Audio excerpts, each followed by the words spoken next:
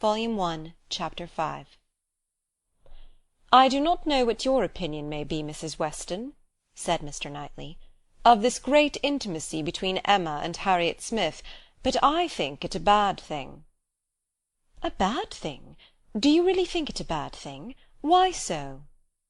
"I think they will neither of them do the other any good." "You surprise me. Emma must do Harriet good, and by supplying her with a new object of interest, Harriet may be said to do Emma good. I have been seeing their intimacy with the greatest pleasure. How very differently we feel! Not think they will do each other any good. This will certainly be the beginning of one of our quarrels about Emma, Mr. Knightley." "Perhaps you think I am come on purpose to quarrel with you, knowing Weston to be out, and that you must still fight your own battle."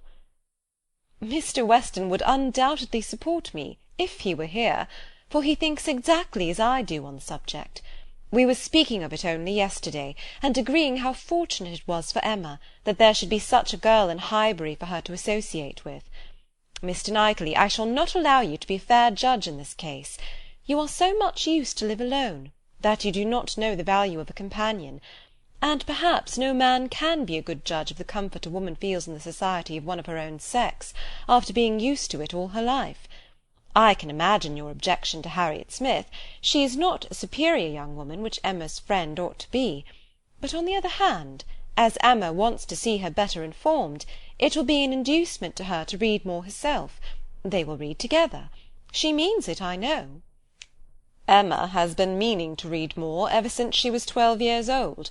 I have seen a great many lists of her drawing up at various times of books that she meant to read regularly through, and very good lists they were, very well chosen, and very neatly arranged, sometimes alphabetically, and sometimes by some other rule. The list she drew up when only 14, I remember thinking it did her judgment so much credit, that I preserved it some time, and I dare say she may have made out a very good list now. But I have done with expecting any course of steady reading from Emma. She will never submit to anything requiring industry and patience, and a subjection of the fancy to the understanding.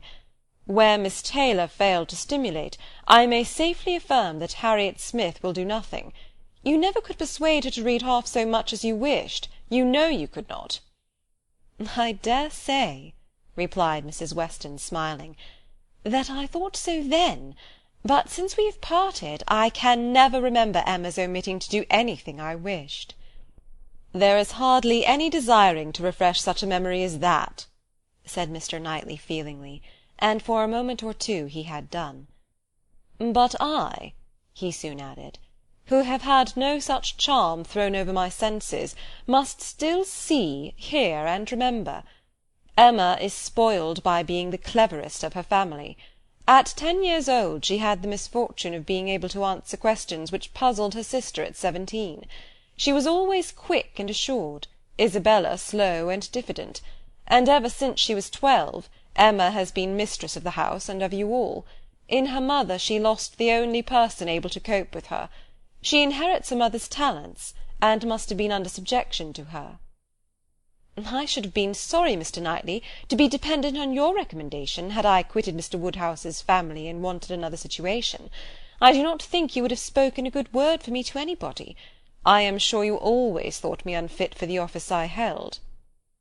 "Yes," said he, smiling, "you are better placed here, very fit for a wife, but not at all for a governess. But you were preparing yourself to be an excellent wife all the time you were at Hartfield. You might not give Emma such a complete education as your powers would seem to promise, but you were receiving a very good education from her, on the very material matrimonial point of submitting your own will, and doing as you were bid, and if Weston had asked me to recommend him a wife, I should certainly have named Miss Taylor." "Thank you. There will be very little merit in making a good wife to such a man as Mr. Weston." "Why, to own the truth, I am afraid you are rather thrown away, and that with every disposition to bear, there will be nothing to be borne. We will not despair, however. Weston may grow cross from the wantonness of comfort, or his son may plague him." "I hope not that. It is not likely. No, Mr. Knightley, do not foretell vexation from that quarter." "Not I, indeed. I only name possibilities. I do not pretend to Emma's genius for foretelling and guessing. I hope with all my heart the young man may be a Weston in merit and a Churchill in fortune. But Harriet Smith, I have not half done about Harriet Smith. I think her the very worst sort of companion that Emma could possibly have. She knows nothing herself, and looks upon Emma as knowing everything. She is a flatterer in all her ways, and so much the worse because undesigned. Her ignorance is hourly flattery. How can Emma imagine she has anything to learn herself, while Harriet is presenting such a delightful inferiority? And as for Harriet, I will venture to say that she cannot gain by the acquaintance. Hartfield will only put her out of conceit with all the other places she belongs to. She will grow just refined enough to be uncomfortable with those among whom birth and circumstances have placed her home. I am much mistaken if Emma's doctrines give any strength of mind, or tend at all to make a girl adapt herself rationally to the varieties of her situation in life. They only give a little polish. I either depend more upon Emma's good sense than you do, or am more anxious for her present comfort, for I cannot lament the acquaintance. How well she looked last night! Oh, you would rather talk of her person than her mind, would you? Very well, I shall not attempt to deny Emma's being pretty. Pretty? Say beautiful, rather. Can you imagine anything nearer perfect beauty than Emma altogether, face and figure?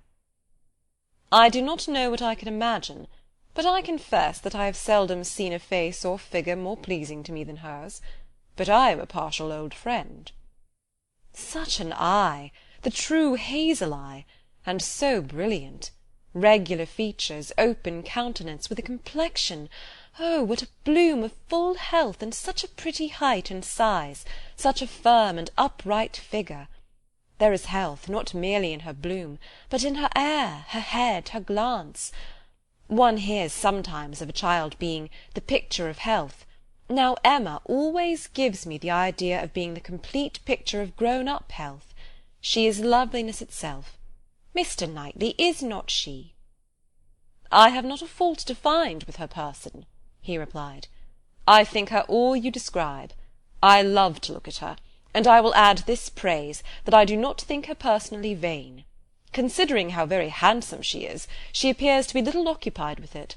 Her vanity lies another way.